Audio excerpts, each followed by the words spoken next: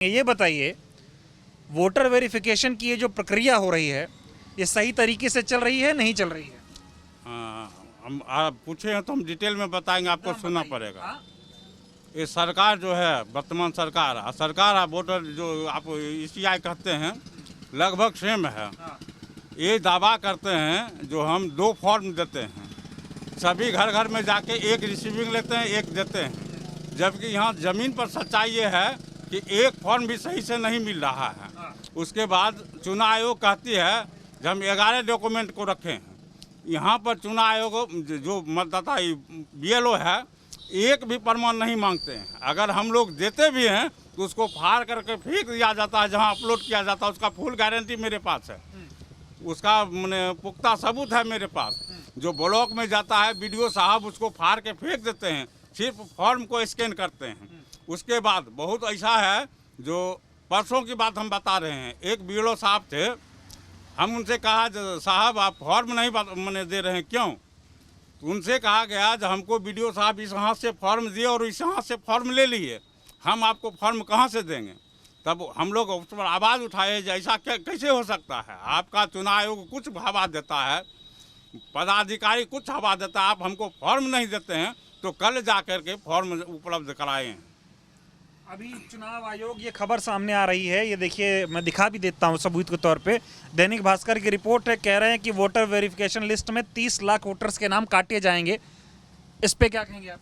किस आधार पर काटे जाएंगे वो तो बताएंगे ना, किस आधार पर हम काट रहे हैं, कि कहने से हो जाएगा काटे जाएंगे? मैं बता रहा हूँ, इसमें कह रहे हैं कि 10-10.5 लाख लोग मर गया है, लगभग 15 लाख लोग बिहार छोड़ के दूसरी जगह पे जो है चला गया है, और 4.5-5 लाख लोगों का 2 जगह नाम है, इसलिए काट रहे हैं।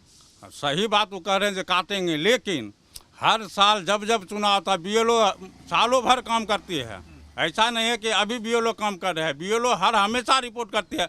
उस समय सरकार चुनाव आयोग कहाँ था जो मरने वाला का रिपोर्ट गया, वो काटा नहीं। उसके बाद ये बोले थे कि वोटर लिस्ट है, इसके किरण रिजिजू जी सदन में आवाज़ उठाए थे, तो वोटर लिस्ट को हम आधार से लिंक करेंगे। आज तक ये लिंक क्यों नहीं हुआ? जब हम लोग आधार कार्ड दिए तो लिंक क्यों ना? अगर लिंक हो गया होता तो स्वतः कट जाता मरने वाला का नाम जो बाहर। इसमें एक ये भी सवाल है कि अगर कुछ लोग, जो कई लाख लोग बिहार के बाहर हैं, अब ऐसे कहा जा रहा है बीएलओ से जो लोग नहीं मिल पा रहे हैं, बीएलओ उनका नाम काट दे रहा है, तो ये तो गलत है। अगर कोई पलायन करने गया है, नौकरी करने गया है, तो उसका यहाँ नाम ही कट जाएगा, ये तो गलत है। पलायन कोई अस्थायी रूप से नहीं करता है। बिहार में बेरोजगारी है, ये सब जानता है, सरकार को भी पता है।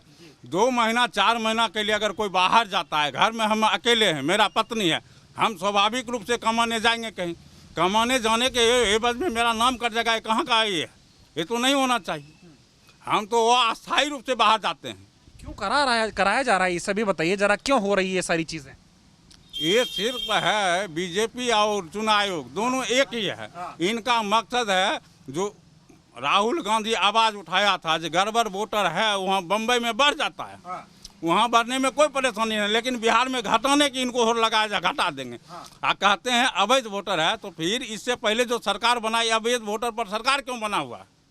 अगर ये बहुत लोग हैं बाहरी है, कहते हैं बांग्लादेशी है, इसका प्रूफ अभी तक नहीं देते हैं कौन बांग्लादेशी है। ये लीकेज कैसे होता है? बीएलओ सिर्फ रिपोर्ट लेकर के वीडियो को देते हैं, वहाँ छपाई होता है, वहाँ करेक्शन होता है। फिर ये जो हवा उठ रहा है, म्यांमार का है, बांग्लादेश का है, पाकिस्तान का है, फिर ये जो रिपोर्ट बाहर में आ रहा है, ये रिपोर्ट आता कहाँ से?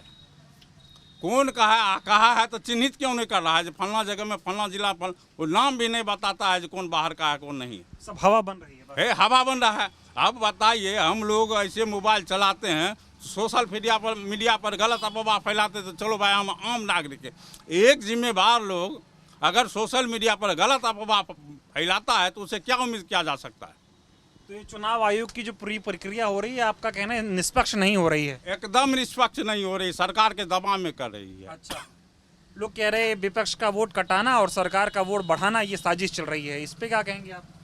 अरे भाजपा का मतलब है जो उनका कुछ कंसस कार्यकर्ता हैं, कंसस वोटर हैं, और पदाधिकारी उन्हीं का सुनता ही है।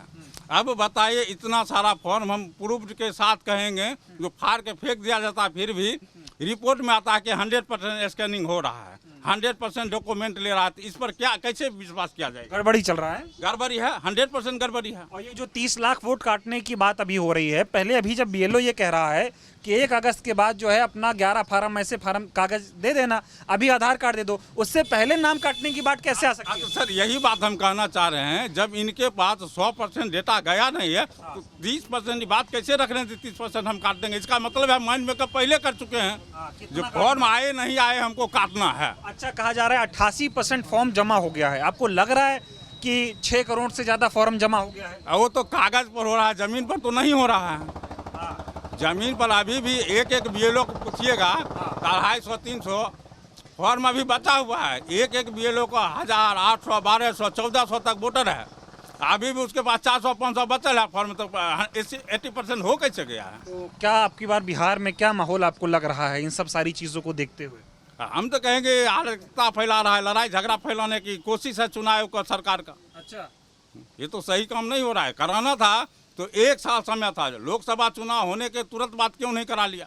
ये वोटर लिस्ट रिवीजन कुछ दिन पहले किए थे, उसमें ये रिवीजन काहे किए? जब ये करना था तो रिवीजन कैसे किए? उनको नहीं करवाना चाहिए था। और करवाना चाहिए था, फिर ये कैसे हो रहा है? फिर सब धांधली कर रहे हैं। एकदम धांधली है।